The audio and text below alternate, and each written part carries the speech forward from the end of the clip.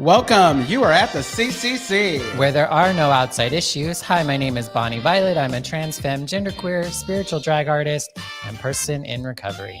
My name's Anthony. I'm a 7th-year doctoral student in clinical psych, an addict and an alcoholic, and filming live today from Bethlehem, Pennsylvania. Oh, and I care about you. Yes. And I'm Lulu, and I am in recovery for crystal meth alcohol. My pronouns are he and him.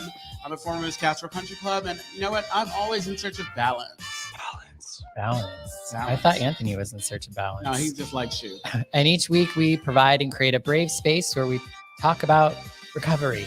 Yeah, and our intention is to hold and inspire better spaces for people in recovery by tackling topics sometimes used to separate us. Mm-hmm. But before we do that, like, subscribe, and ding that button.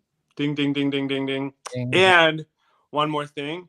So if you're just chiming in, if you're just tuning in right now, know that we don't represent anyone other than ourselves. We don't represent any recovery. We don't give you any medical or psychological advice. And just basically don't listen to us too closely. Yeah. Yes. We were joking before the meeting with Jimmy here. He was volunteering and he said something about honesty. And we're like, it's an honest program, but it's not an honest podcast. No. We're a bunch of dishonest people. So I'm feeling very Bonnie Violet today. You are. Oh, I don't see any rhinestones on your face. I'm feeling very Bonnie Violet. I'm in another state. I'm sitting in front of a ring light. And nothing off the shoulder. Mm-hmm. Hey, exactly. So how are things in Bethlehem? Yeah, I am in Bethlehem, though. I'm going to try to do it over the shoulder thing for you. This is my for folks who can't see me. I took one of my arms out of my sweater. Yeah. Mm-hmm. As Bonnie was saying, for folks who are listening, Anthony's making a complete fool of himself. Right. Thank you. Thank you. Normal stuff. Absolutely. Normal. Yeah, but I'm in Pennsylvania. I'm visiting family. This is my first time home for the holidays in about 17 years. It's been really nice. I just got out of a meeting out here. It was very different. I mean, recovery is basically the same across the board, but I just noticed like the tone of the meeting was a little different, a little bit more somber. But it's just really nice to be home. What was that other meeting you were telling us about? Well, I went to a meeting in New York City when I first got here. Oh, you're being shady. Oh, you're being shady. Okay. We're not bringing it up. What Lewis is referring to, for folks who weren't privy to our conversation, I met up with some OnlyFans model or OnlyFans actor. What do we call them? Model. They call them models. Models. Today. It was, I guess, a welcome gift to myself. It was a great time. And I think he actually now follows the podcast. So I think nice. Okay, that's a win for everyone. I know, win-win. Right. Anthony's speaking of the topic, sitting with discomfort. Yeah, he's absolutely beautiful. I told him he's my boyfriend while I'm here. Nice. Yeah. Well, yeah. Good. That's all you need is a boyfriend. Yeah, exactly. What's up with you two? Well, yeah, you see it. We're here at the club. I know, exactly. It's like, today's my only day off, so I'm just making the most of it. Woo! Yeah. Happy holidays. I was actually sharing about a bad Yelp review that I got, or my name was mentioned in it. What? Let's hear it. No, honestly, it's like it was a situation where an individual didn't like the response to the question that he asked. And from my end, I was very kind of even, because my tone is sometimes I have to be very mindful, because as much as we've talked about this before, folks will automatically dismiss my tone as snarky and what have you. And I think it's insulting, because it's just, it's just me being straightforward. It's like, I'm not buying into some angry black man trope or some violent or whatever. And this individual did not like that they couldn't return an item that was on sale. Mm. And so in reviewing the Yelp ad that he threatened to write because he's a total Karen. I know you're not listening, but if you ever hear this, Karen, They're called Chads. Chad. No, I'm going to call him a Karen, okay? Because the only thing he was missing was the asymmetrical haircut. But it's one of those things where it's like in the beginning I used to let it bother me, but now it's like I'm just like, what? Okay. Not gonna trip. Yeah. It was fun to be at the drag show, all three of us yes. this weekend. Oh, that was really nice. That was really Next nice. time you'll have to be in drag too, Anthony. I know, exactly. And then That shit's never gonna happen. yeah, and we have the receipts, so if folks go to our Instagram, they can see the photo of the three of us. Exactly. Yeah. Y'all were looking really good. Yeah, and my boobs look great. I know you look good. But you always do. It's like I always joke and say, okay, so I think that your performance now matches your look. Look, I definitely had a better performance but it was great because I wasn't supposed to perform. Linda called me at like 12:30 or something a few hours before the show and was like, 2 girls dropped out. Can you perform? And I was like, Bonnie's like one of those. Sure. Bonnie, you look like one of those queens that show up and say, "Oh, just play track 7." Right. yeah.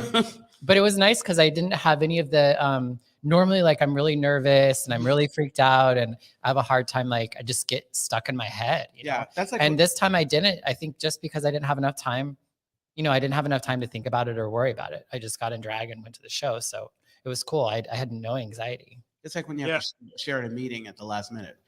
You were doing what I've heard Linda Summers refer to as serving a look. Serving a look. I always serve looks. It's the performance that can be a little lacking. Yeah, but I think that like I said, it's like I feel like they've come together because before I would always say it's like, am I gonna have to get a stun gun? The crowd was tough. Did you feel that? Tough how? It just wasn't as like lively. It was a tough as it usually is. It was a tough crowd, but you know what? The way that I do it, like, okay, so when I'm sitting in the audience, I want you to connect, and that's how I perform. Mm-hmm. I connect with people, and that's it. It was like they all were sitting in discomfort. Yes. Yeah. Did she just serve as a transition? Yes, I exactly. did. I did. You can't use that word. Only I can. We've had this conversation. Do you want to do the intro to the topic, Bonnie Violet? Sure. So the topic this week, what is it? It's sitting in discomfort. Yes. So I thought, I mean, sitting in discomfort doesn't sound like fun, but I do think it does lead to a lot of growth often. But I think like with a lot of things, like with emotions, I didn't really have the vocabulary for it. And I think when it comes to discomfort, there's also kind of a vocabulary, or there are things that could be read as discomfort that maybe aren't discomfort, So whereas I think it was just like pain or no pain before recovery. And now it's like I can have different levels of uncomfortability or discomfort or pain or suffering, or because I think there's a difference between sitting in discomfort and suffering. Yeah. What would you say? No, I agree. I absolutely agree with just about everything you said. I was thinking with regards to this topic, it's like, I think the problem a lot of times, or the challenge that I know that I had coming in, is I thought, okay, so now I'm doing this work, I'm going to always feel better. Mm-hmm. And the reality for me is that, I used so that I didn't have to feel this stuff. And now I don't have that as an option.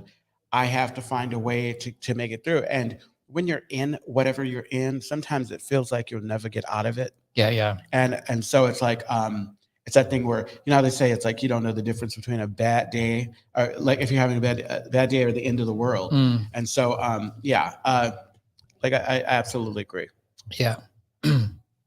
Anthony? Yeah. Well, I'm thinking about both of your answers to that. And when you were introducing the topic, Bonnie Violet, I was thinking to myself, is there a difference between suffering and discomfort? Or I guess discomfort, I mean, I don't know like the textbook definition, but discomfort to me sounds like maybe there's a continuum where there's suffering, long-term discomfort. So I think I'm like caught on the semantics. And I definitely have my own experiences with sitting in discomfort or pain or whatever it is.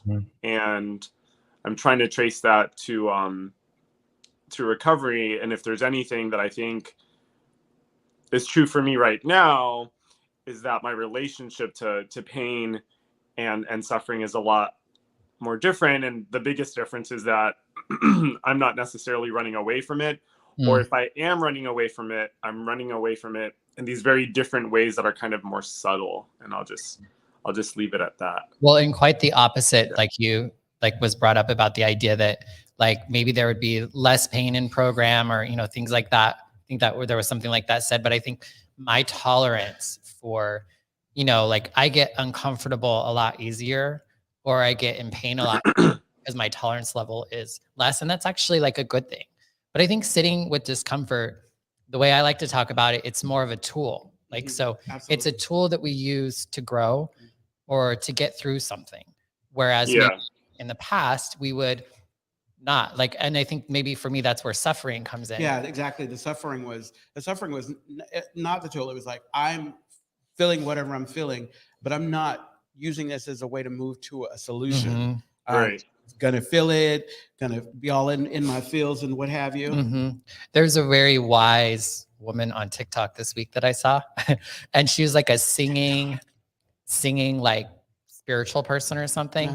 And she was singing a story that I think was Buddhist or something, where this idea that like you, like the first arrow, it was like about an arrow getting stabbed by an arrow, like when you did something wrong, but then when you like run it over in your head and like, then you get second arrow. Yeah. And that's like the suffering, right? Whereas if you take the one arrow and then, I don't know, pull it out and move on. No, that's based. I think that's a Buddhist proverb. It's called the story of the second arrow. Right. Where like the first arrow is beyond our control, right? We have an experience. The second arrow we kind of give to ourselves because we dwell or we ruminate. Yeah. It's kind of like the distinction between clean and dirty pain. Like clean pain is like the pain that just comes from a situation, and dirty pain is the kind of like self-flagellation. I've never heard of clean and dirty pain. I know. It's like Yeah. Kind of hot. That must be a clinical term. Yeah. I don't know if it's a clinical term. It might. I don't know if that's where I've gotten it from. After some time, like all the stuff starts to blend together. The dirty I have a what's that? Hopefully the dirty doesn't mean bad. No, it just means like painful, like involuntarily painful. Okay.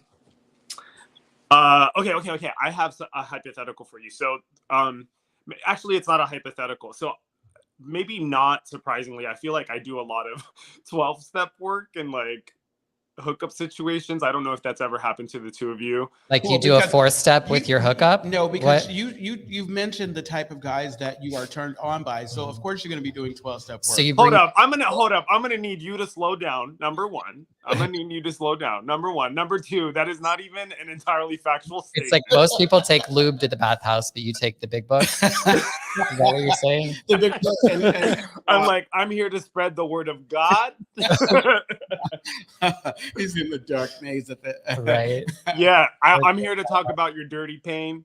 Looking through the glory hole. It's like the little lights in the. I'm like a street side evangelist, but I'm showing up to the bathhouse, right, with a 7 tradition basket and a big book of 12. Bringing a bell. You're such a person of service. I am a person of. Okay, so let me tell you the last situation I was in. Not the one today, but a few days before I came here. So I had met up with this guy, and we were talking or whatever, and I mentioned that I was in recovery, and he started talking to me about it. And at some point I realized like, oh, I think this guy has an issue with meth. So we started talking, and I go, oh, actually I have friends that are like former tweakers. They go to CMA. Their lives are really changed. And I was like, I'm sober because of X, Y, and Z reasons. And then he said to me, I've always wanted to get sober, but I got really bad news a couple weeks ago. And I'm like, well, what is that bad news? So basically he found out he has this like terminal neurological condition where he's been given 5 years to live. And he says to me, I've always wanted to get sober, but I just don't see the point at this time in my life. He said to me, I can choose to just keep doing what I'm doing and essentially kind of be asleep for the whole part of it, or I can just experience all this pain while I'm alive. And then I thought to myself, I was like, it's really interesting you should say it like that, because I feel like even the pain that I experience now in my life, I don't want to say it's enjoyable, but it doesn't feel pointless. Right. Yeah, It doesn't feel for naught. It doesn't feel for naught. It doesn't feel pointless. And every single time, if I'm listening closely, I'm being taken in a direction that only leads to my happiness, but I have to sit with it, right? Which brings us to today's topic. I have to sit with it, and sitting with it doesn't necessarily mean for me that I'm just literally sitting there and having this pain. It means I'm attending to it in a very different way. Yeah. Right. And one of those ways that's different for me is I'm not trying to drink it away, and I'm not trying to numb it. Right. Although if I'm keeping it 100, there are times where I do numb my pain, right? Like either because I'm overeating or I'm overspending, right? Alcoholism, like it says in the big book, is cunning, baffling, powerful, and it'll find its way out. But anyway, the point is, and maybe that's the question I'm presenting to you today. What if, you've gotten to a point in your life where your pain seems inevitable? What is the point? Maybe not what is the point of getting sober, but like, what do you do then? Like, where do you go from there? Well, I think being on the other side of recovery, to me, when I heard you say that, I would be like, now's the perfect time to get sober. Yeah. It's like you have 5 years to live in sobriety. That's great. And like some dick just gave you the message of AA, like the Lord works in mysterious ways. So it's like, I'd be like, to me, I see a lot of divine timing potentially, because I notice a lot in recovery in particular that it seems like when we get sober, there's some sort of weird timing. It's like when I got sober, and then I got spiritual, and I got strong enough for to show up for my dad when he had a heart attack, and to hold my nephew when he died. And I totally believe that I got sober so that I could show up for that. Or you know what I mean? Or because I got sober, I could show up for that. Yeah. What's interesting? To the question, I think that before early on in recovery, I probably would have responded differently to that question.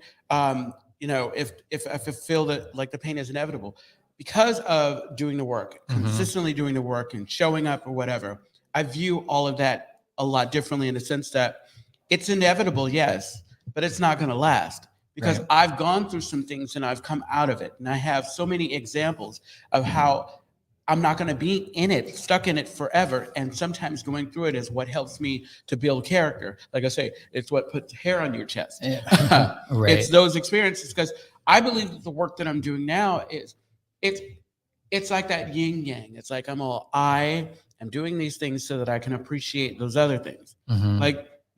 I go through the dark stuff so I can really appreciate the joy. I appreciate the joy so I can have a better understanding of why I go through struggles. And I don't view the tough times the same way. I look at them as opportunities for growth.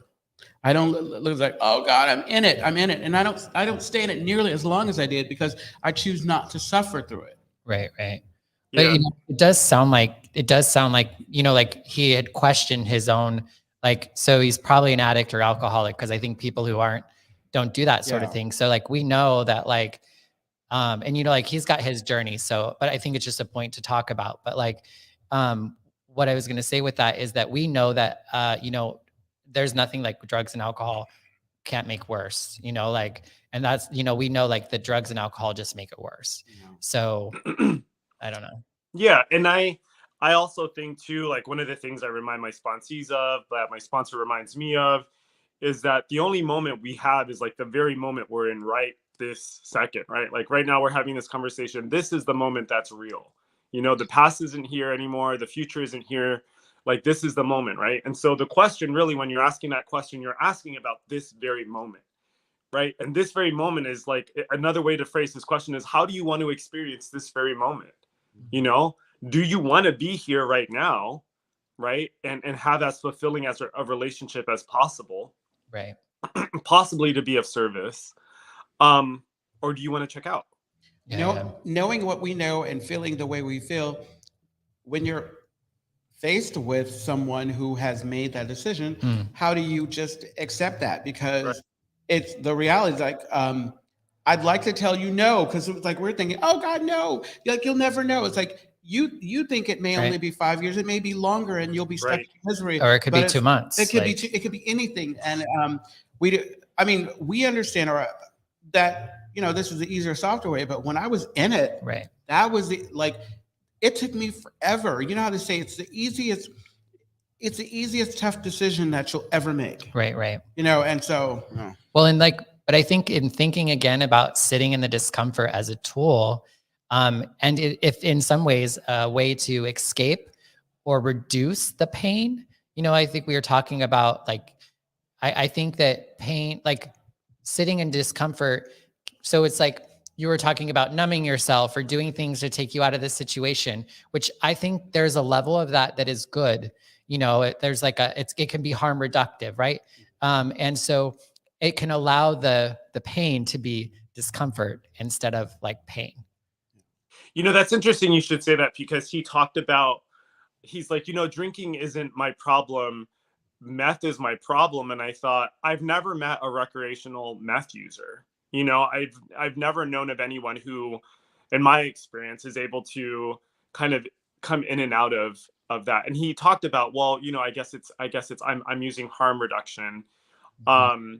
Which there is a place for that. Yeah. And it also makes me wonder, how much harm is he really reducing as he continues to keep doing this thing that he says he doesn't want to do, right?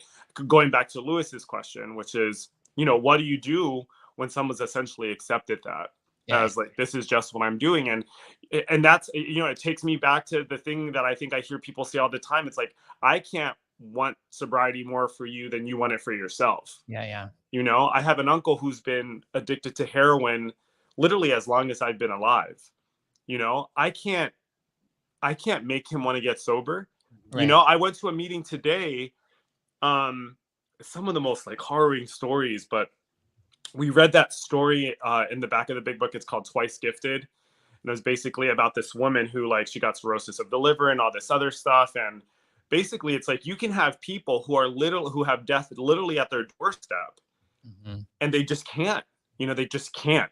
And there's room for that, right? Like we say, that people who are constitutionally incapable of being honest with themselves. Yeah. But well, that's not for any of us to decide. That's between you and God. Yeah. If that's going to be the fate that I guess you move toward. Right. Well, and I think it's a common for people to quit. Like I quit meth years before I quit drinking. So like that was like a harm reductive kind of thing. There was something else I was going to. I only stopped drinking because I wanted my meth to work better. Somebody told me, it's like, don't mix. Well, drinking was just so much harder on my somebody body, said don't mix the two, and so I trusted it. It's like I didn't even drink. When I was trying not to come down, I didn't even drink milk. So I believed all the old housewife tales. Right. You were frugal. You were not trying to waste any of it. Isn't this the time when you ask if anyone? I was just going to. There's nobody there. Well, if they're maybe they're listening in somewhere else, but if you're listening in and you feel like chiming in, we're talking about sitting with discomfort. And any thoughts come up for you? Any feelings, comments, concerns? Let's hear them.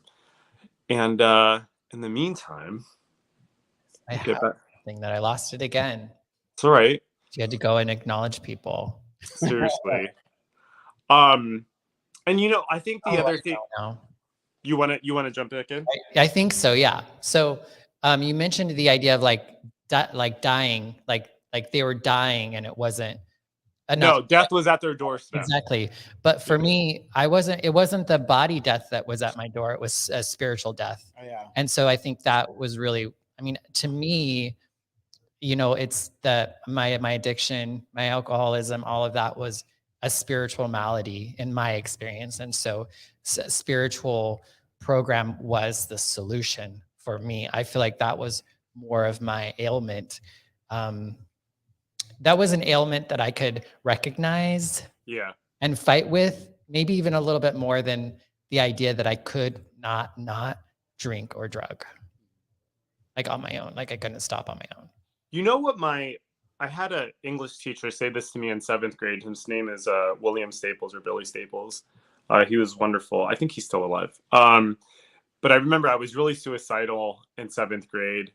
Well, it started in 6th grade, but he said to me, Anthony, like suicide is a permanent solution to a temporary problem, And I think even if you have a terminal illness, I'm not going to claim to know what that feels like. But I do think, and I think that what I perceive to be discomfort, if it isn't bodily, and maybe even if it is bodily discomfort, is a matter of my perspective, right?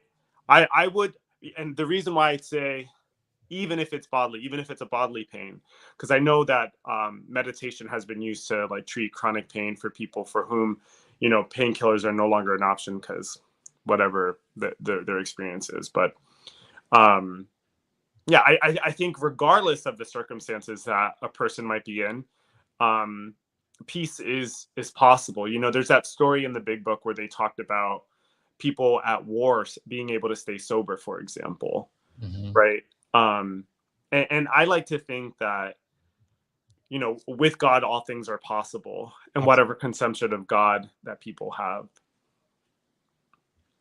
Yeah. It's God. It's that word. It is that word. Or It's higher that word. power, universe, Yeah. whatever Or you higher power. whatever you choose to call. Electricity. This is true. That's true. I was thinking about like when we're sharing. So a lot of times, like I guess I think about what's the goal for me. What's my goal in recovery? And initially, that sitting with discomfort, I had to be in so much pain in order to make a change. It's like even this idea of growth. When I start to feel discomfort, I know that like I'm in a period of maybe growth where I'm needing to make some changes. But for me, it's like I am wanting to take action, be proactive. I mean, the goal for me is to be proactive before I have to be in that much pain. It's almost how it was what used to be with my finances, where things had to go be such a mess before I actually did things. Or I had to get fired from a job instead of just leaving the job because it was no longer the job that was working for me. Right. Yeah. Well, in discomfort, I'm thinking like discomfort doesn't always have to be like what is preventing pain. Like for me, what's been really loud or really prevalent for me the last year, I would say this has been the hardest year of my life. It has, and a lot of it is just because I was just full of so much fear. And, I've had a lot of things to be insecure about, and just transitioning has been like enough. Right. And so there's times I've just had to allow myself to just be, I'm transitioning. Like, I'm not talking to God every day. I'm not going to meetings. I'm not going out in public, but like, I'm just sitting in this discomfort and moving through something that I've never been able to allow myself to go through. But it's not, it doesn't look great. You know what I mean? Like it isn't full of like amazing, like spiritual living, but it is, I still think it is it is still part of my spiritual growth. Yeah. Something I was thinking about too. This idea of sitting with discomfort is a way of honoring what I'm feeling, is not just pushing it down because, that idea, the comparison to like, when we weren't dealing with our feelings, we were pushing it down and it was acting like a beach ball in the water and it was going to come back up. But sitting with it, like if I'm going with some, just like early recovery, the emotions were coming from everywhere and they didn't make sense.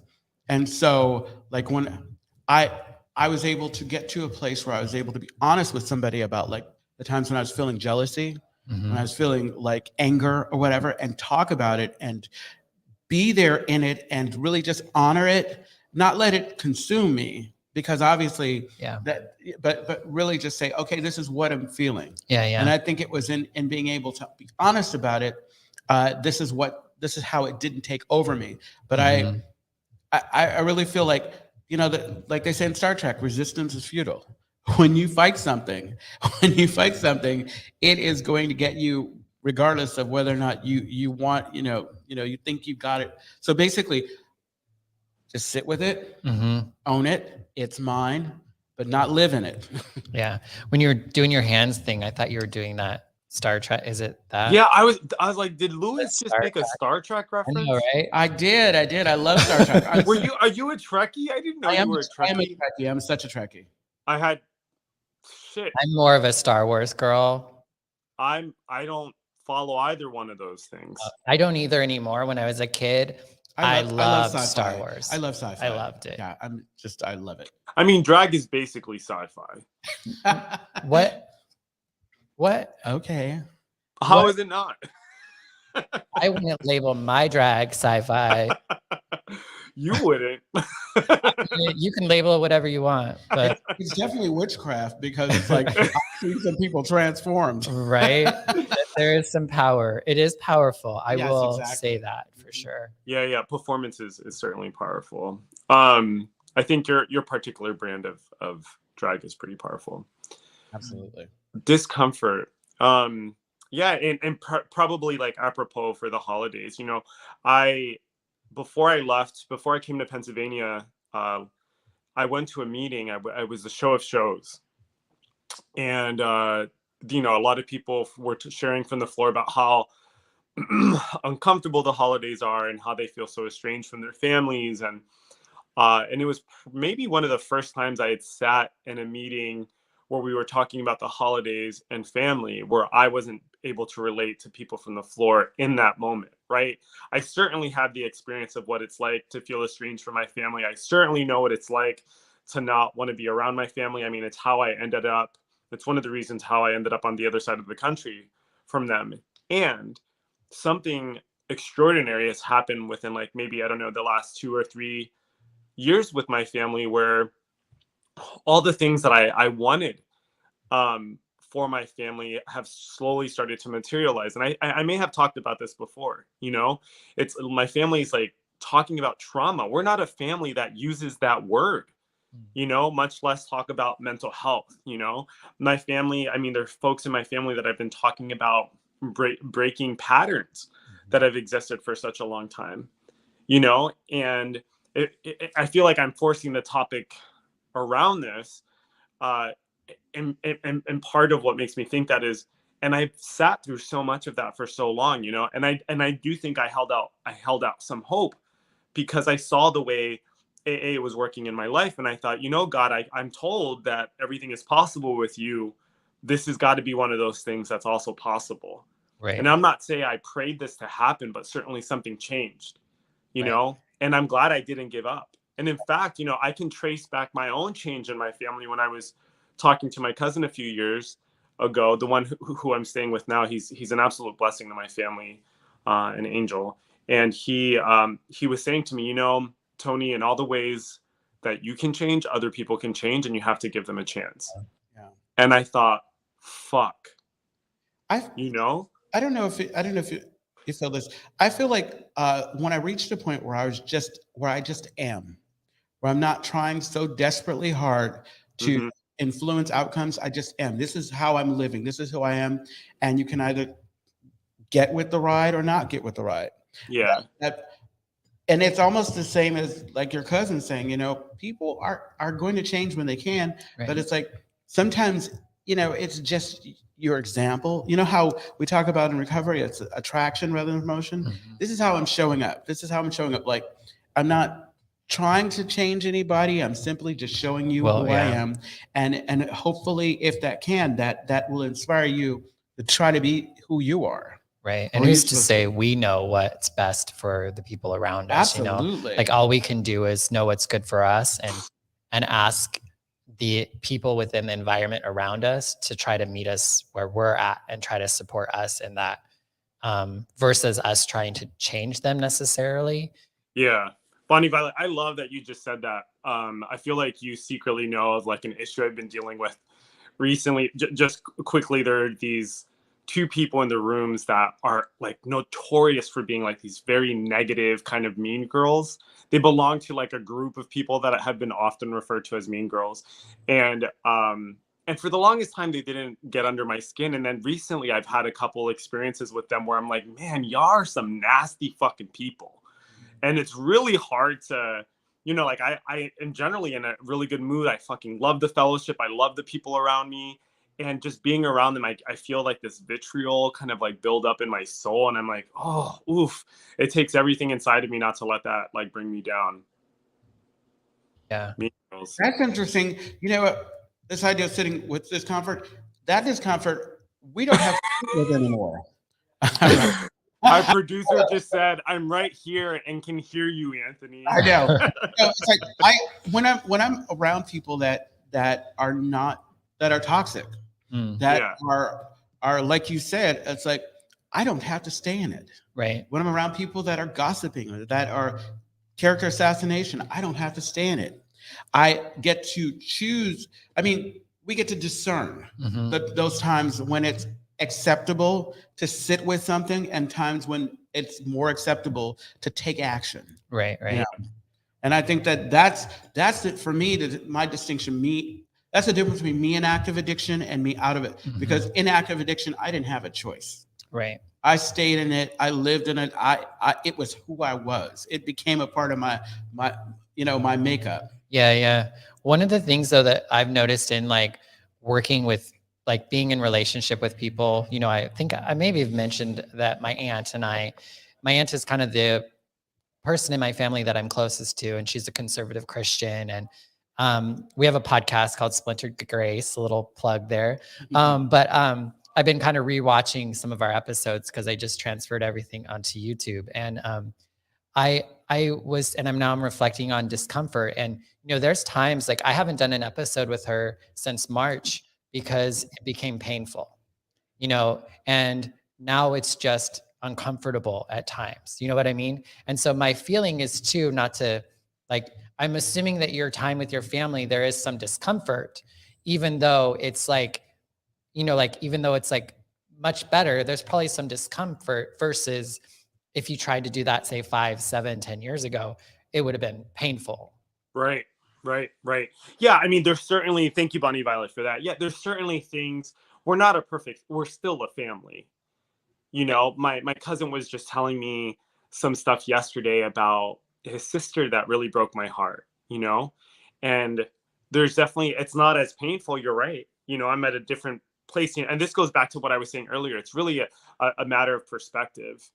And yeah, you're certainly right. I think maybe another way for me to interpret what you're saying is it really depends on like where I am spiritually, psychologically, before I can handle something like that, especially like the timing, right? Like I've been in therapy my whole life, basically.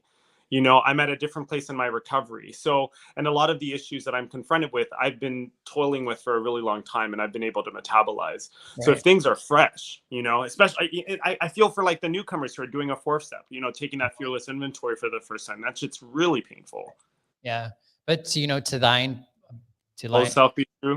Exactly. This above all, to thine own self be true. Yeah. I mean, I think, and sometimes it is about like, I'm not going to go home.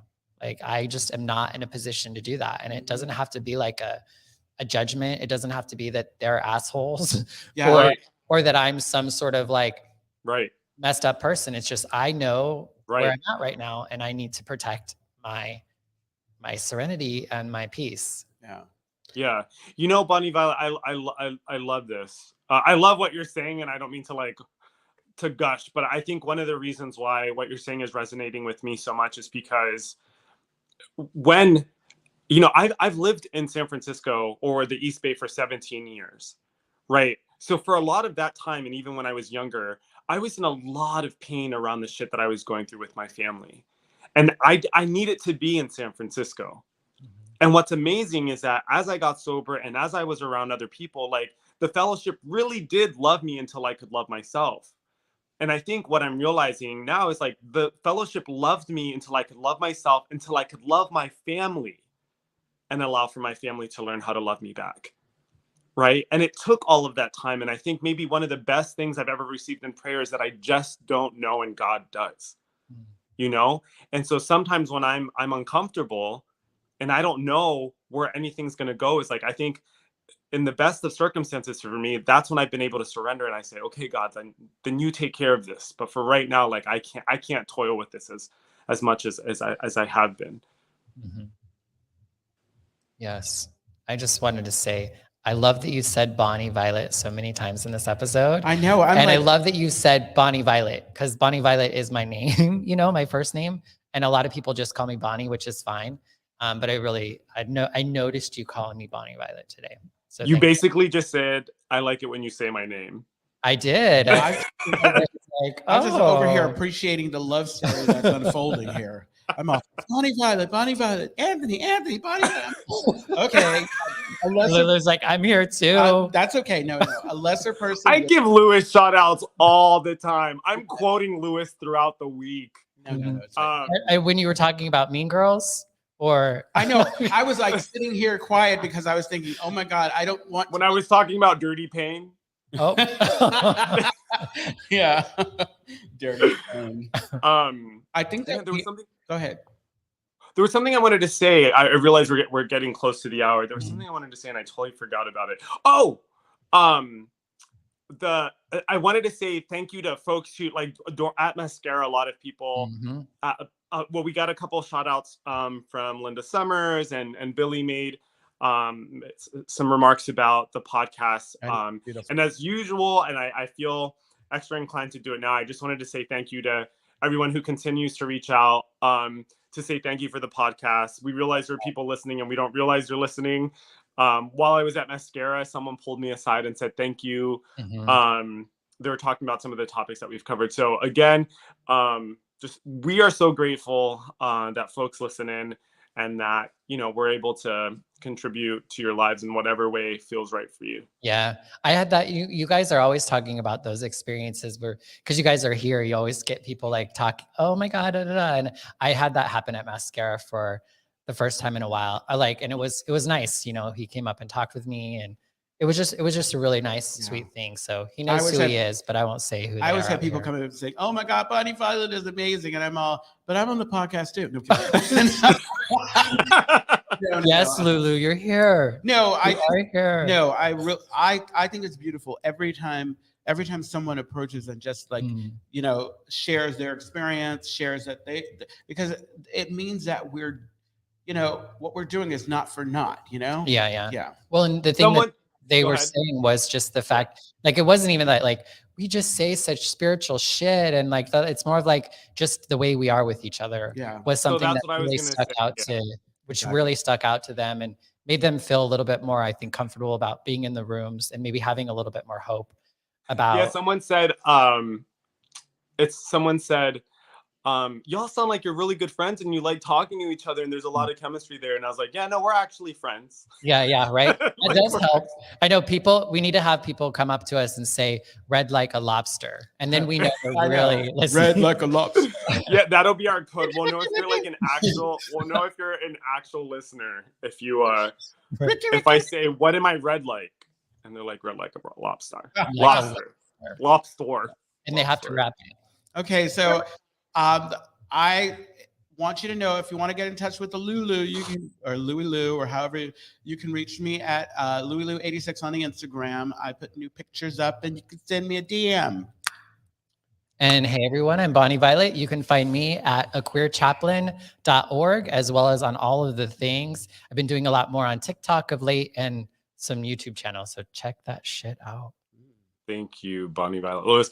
And you can find me on Instagram at @lucasccc. Or if you'd like, you can find us on our podcast Instagram, which is at the CCC podcast. That's our name on Instagram. And of course, if you want to send us a little longer of a note, you can send us an email at podcast@castrocountryclub.org.